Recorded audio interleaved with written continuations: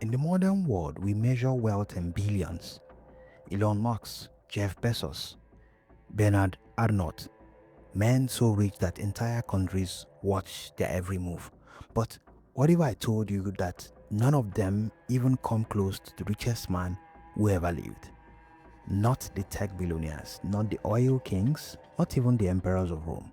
Because over 700 years ago, one African ruler became so wealthy that historians still struggle to calculate how much gold he truly controlled.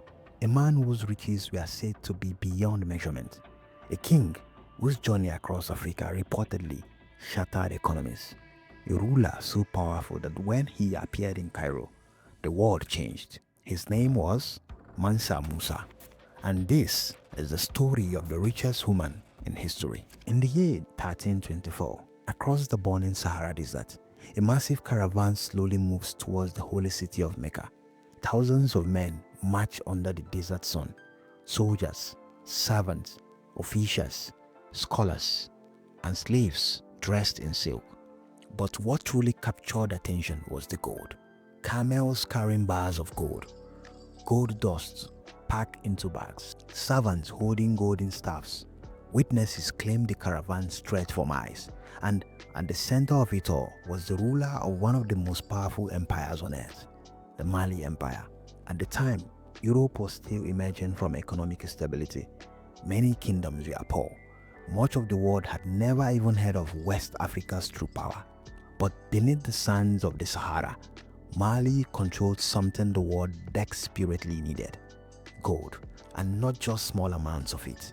Historians believe the Mali Empire controlled an enormous portion of the world's known gold supply during the 14th century, at a time when gold was wealth itself. Not stocks, not banks, not cryptocurrency, but gold. And the man who sat at the center of that empire was Mansa Musa. But to understand his wealth, you first have to understand the empire that created it.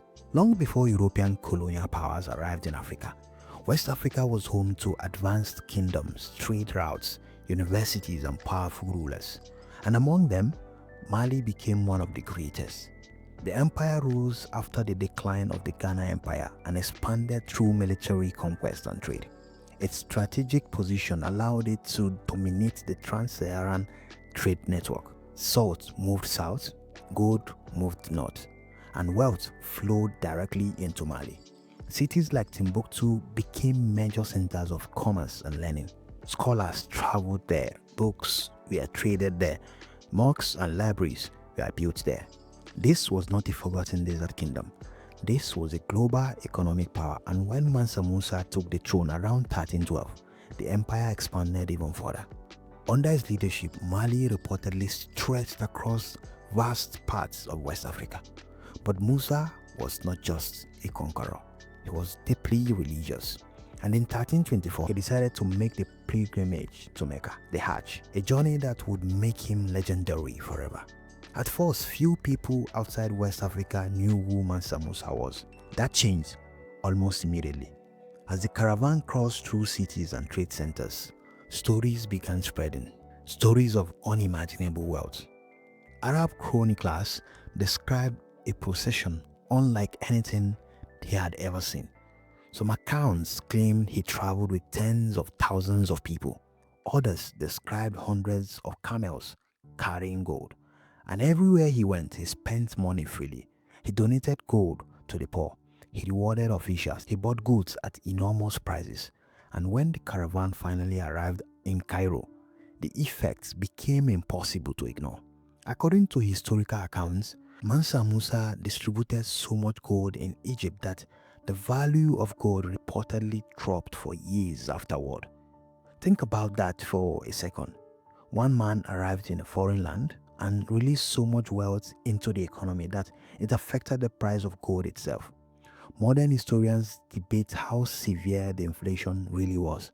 Some accounts may have been exaggerated over time, but multiple historical sources agree on one thing: the scale of Musa's wealth shocked the known world. People had never seen anything like it. The ruler from West Africa became internationally famous. Maps began mentioning Mali. Stories about Musa spread across North Africa. the Middle East, and Europe. In some medieval map, Mansa Musa was even drawn holding a giant piece of gold, a symbol of unimaginable riches.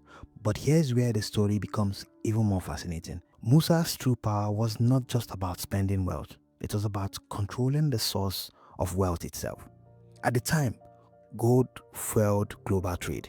Empires depended on it, currencies depended on it, and Mali sat on some of the richest gold producing regions in the world. That gave Musa extraordinary influence.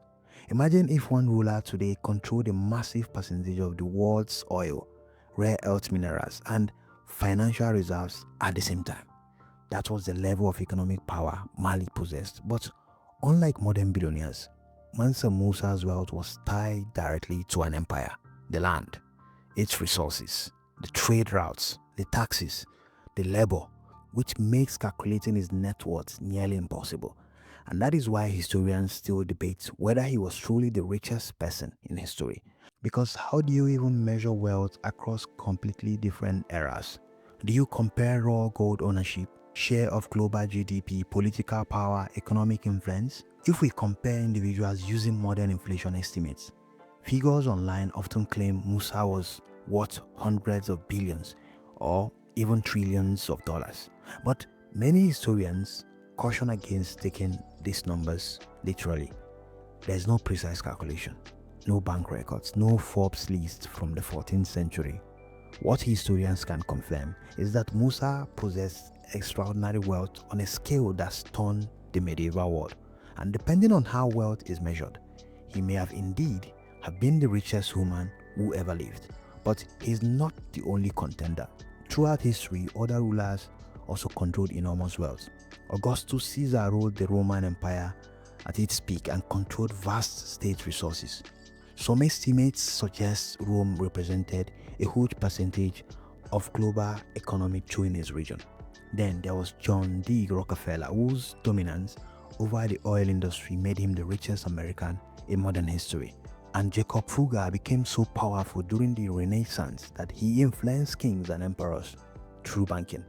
But there is one major difference. Most of these men accumulated wealth through systems the world already recognized. Mansa Musa came from a part of the world many outsiders underestimated. And that may be one reason his story feels so shocking even today. Because for centuries, African history was often ignored, minimized, or distorted in global narratives. Yet, Mali's existence proves something powerful: that medieval Africa was not isolated from world history. It helped shape it economically, politically, culturally, and Mansa Musa became the symbol of that power. But wealth alone does not create legacy. What Musa did with the wealth mattered too. After returning from Mecca, he reportedly invested heavily in education, religion, and architecture. Mosques were constructed, scholars were supported. Timbuktu continued growing into a center of Islamic learning. The famous Djemboga Mosque became one of the symbols of the empire's intellectual influence. Trade flourished, knowledge flourished, and for a moment in history, Mali stood among the great powers of the world. But like all empires, its dominance eventually faded. Internal struggles emerged, trade routes shifted, new powers rose, and over time, the legend of Mansa Musa slowly became buried beneath centuries of changing history. Yet, his name survived, because some stories are simply too extraordinary to disappear. The king who carried mountains of gold across the desert, the emperor whose generosity reportedly altered economies, the ruler whose wealth still cannot truly be measured. And maybe that is why the debate continues today. Who really was the richest man in history? Was it Augustus Caesar, Rockefeller, modern billionaires, or was it the African emperor whose riches became legend? The truth is, we may never know the exact answer, but one thing is certain: no ruler left behind a story of wealth more mysterious or more unforgettable than Mansa Musa, and perhaps that alone says everything. If you enjoyed this video, subscribe for more stories about forgotten empires, powerful rulers, and the hidden histories that shaped our world, because history is far stronger than fiction.